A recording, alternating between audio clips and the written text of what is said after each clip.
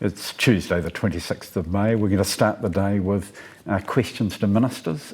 Deborah Russell to the Minister of Finance about the economy since the budget. Todd Muller, his first question as Leader of the Opposition to the Prime Minister. And a very specific question, something quite different to what we've seen until recently.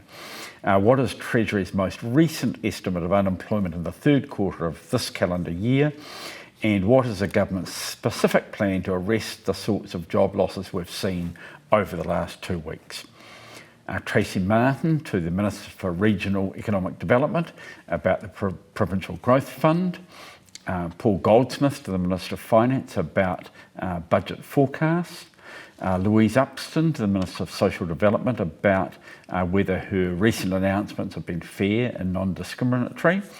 Priyanka Radhakrishnan to the Minister of Social Development about providing support, financial support for people who have lost work. Michael Woodhouse to the Minister of Health about people who didn't get operations because of COVID.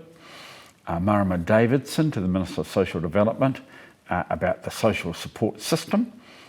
Chris Bishop to the Minister of Transport about light rail. Dr Liz Craig to the Minister of Research, Science and Innovation about a vaccine strategy. Todd McClay to the Minister of Tourism about his statements and actions.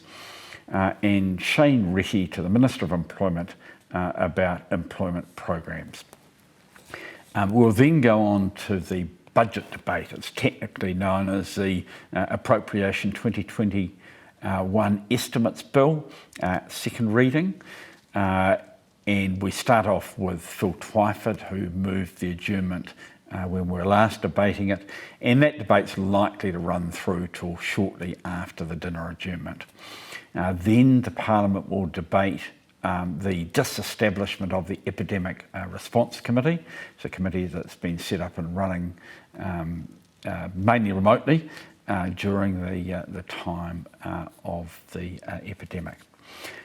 Then the Smoke-Free Environments Prohibiting Smoking in Motor Vehicles Carrying Children Amendment Bill, third reading in the name of Jenny Salisa. And we may get on to the Gas Information Disclosure Amendment Bill in the name of Megan Woods, the first reading. Finish at 10 o'clock tonight and we'll be back again at 2 o'clock tomorrow.